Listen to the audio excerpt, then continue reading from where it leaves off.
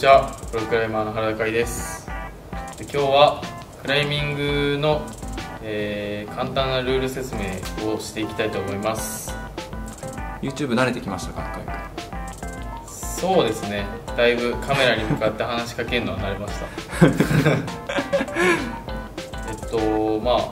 の動画を出す理由っていうか、基本説明をしたい理由っていうのが、まだそのクライミングっていうスポーツが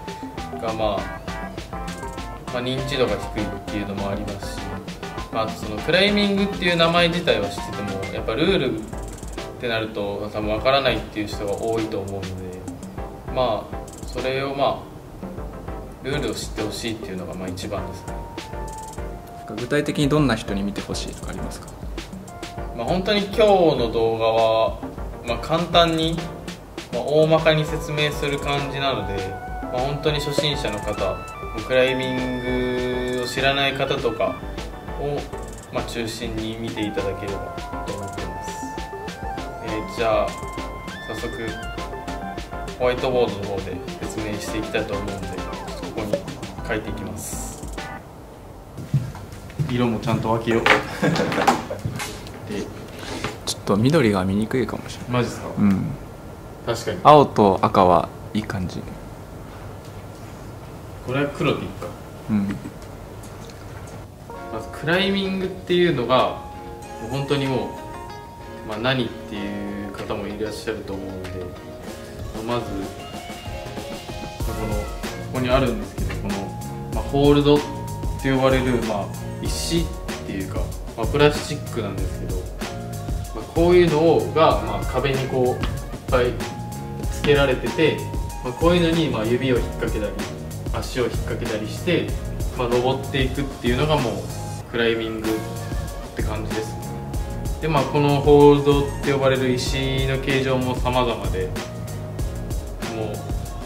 こういう指だけとかもありますし、逆にもう大きな、もう自分の体より大きいホールドとかもあるので、そういうのが組み合わさった壁を、登っていくのがクライミングです。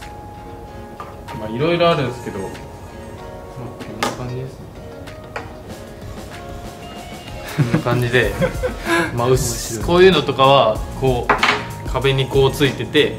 ここをこう指先で引っ掛けて登るみたいな。何ミリぐらいですか？これどんぐらいですかね。でも1センチはないと思うんで、多分6ミリ7ミリとか、多分ガム2枚分ぐらい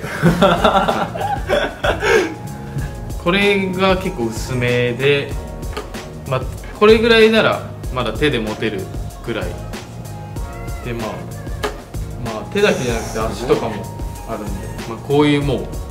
うなんかもう斜面みたいな、こういうのは手ではさすがに持てないんで、足とかでこう乗ったりとか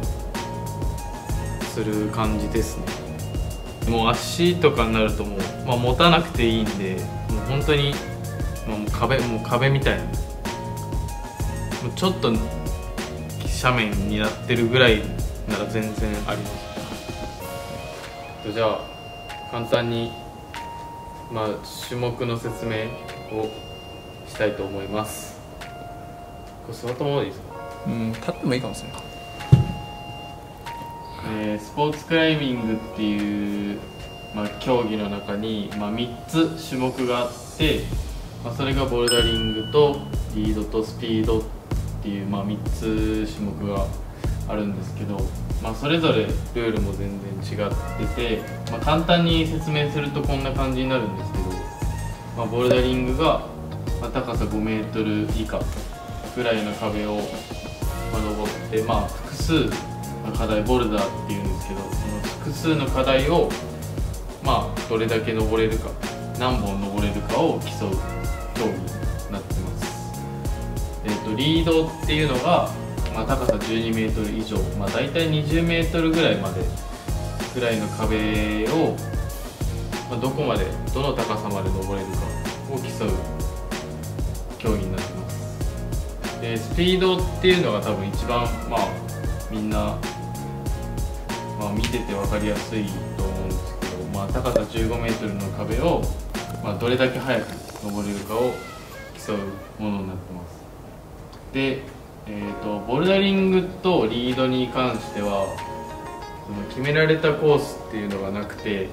毎回試合のたんびに違う、コースが作られてて、ボルダリングの場合とか、リードもそうなんですけど、競技の、直前まではそのどれを登るかを確認できないので、毎回新しいものに挑戦するっていう感じになってて、逆にスピードはもう、世界でっていうか、ルール的に、登る、ものが決まっているっていうか、壁についてる、ホールドの場所が決まっていて、それをずっと、練習からしていって、本番でどれだけ早く登れるかを競うっていうものになってます。これが一応この3つがスポーツクライミングって言われているものなんですけど、もともとクライミング自体、スポーツとして捉えられて、なかったというか、もともとクライミングっていうものがあって、ロッククライミングっていう岩を登るものなんですけど、そっちから派生してスポーツクライミングができたっていう形になっています。なので今でも全然その自然の岩場とか登ったりすることもありますし、そっちをメインで活動してる、人とかもいたりします。結構やばい岩とか登りますよね。そうですね落ちたら死ぬみたいな感じのことも結構あるので、そういうものからちょっとスポーツ寄りに最近なってきたっていう感じです。スポーツっていうよりは一種のカルチャー、もともとはそういうカルチャー的な感じでしたね。わかんないですけどスポーツクライミングはこの3種目で、普段っていうか、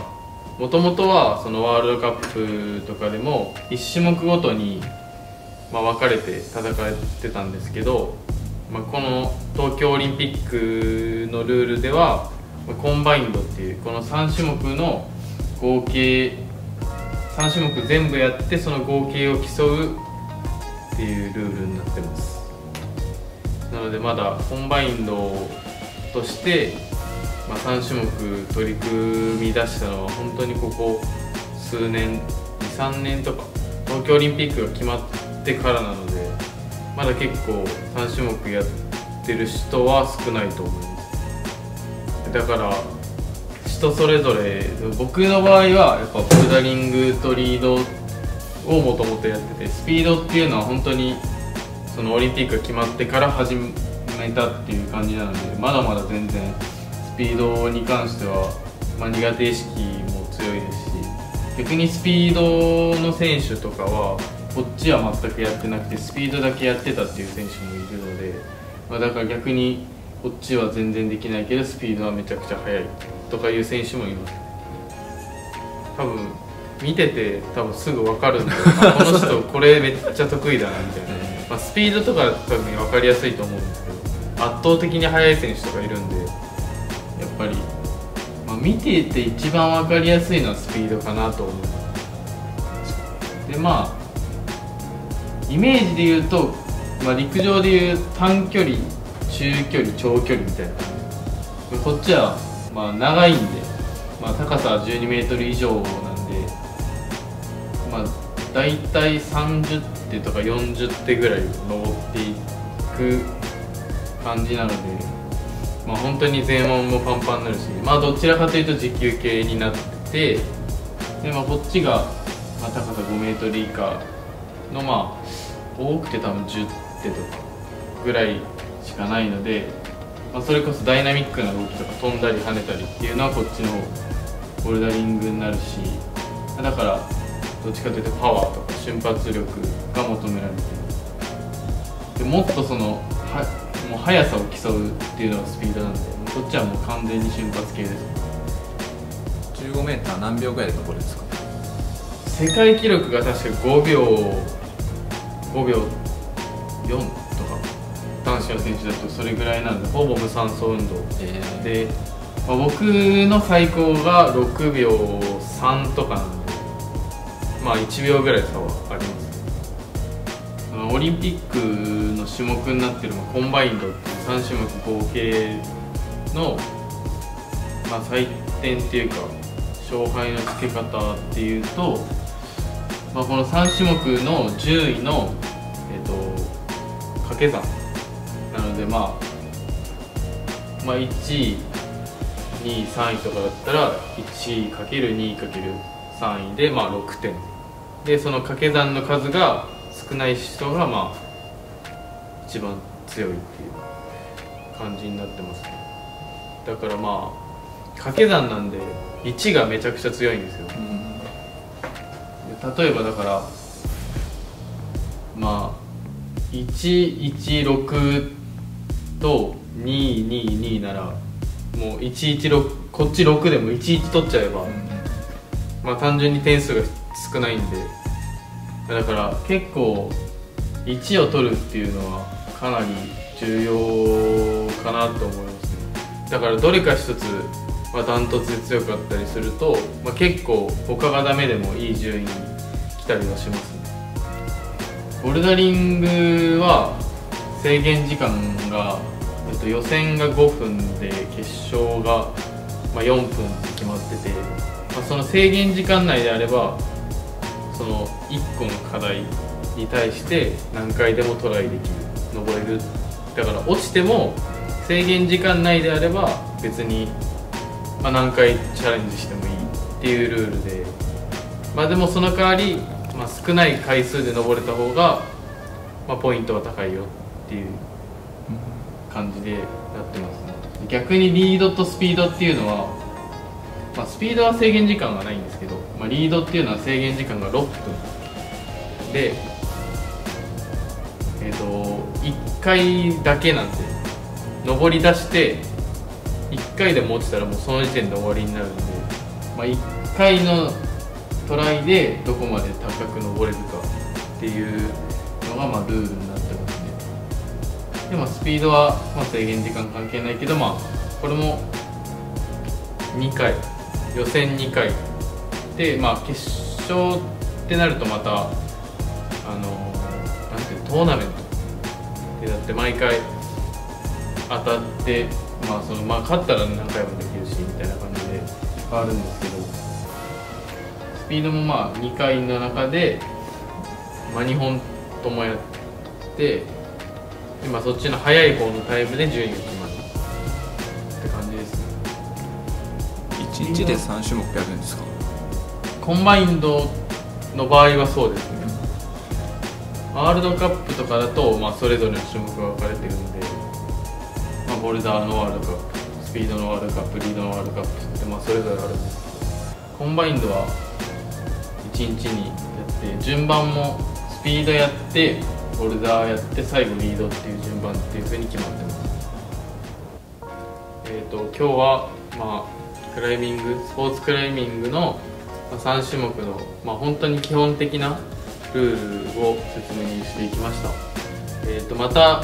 まあ、別の動画で、まあ、それぞれ各種目の詳しい説明とかも、まあ、出していきたいと思うので、とりあえず今日は、まあ、大まかなルールだけっていうことで、はい、なんか気になることとか、まあ、こういう動画が見たいとかいう、まあ、意見があればコメント欄に書いてもらったり、まあ、この動画のレビューとかも待ってるんで、ぜひコメント&チャンネル登録よろしくお願いします。いい感じ。できたね。YouTuber っぽい。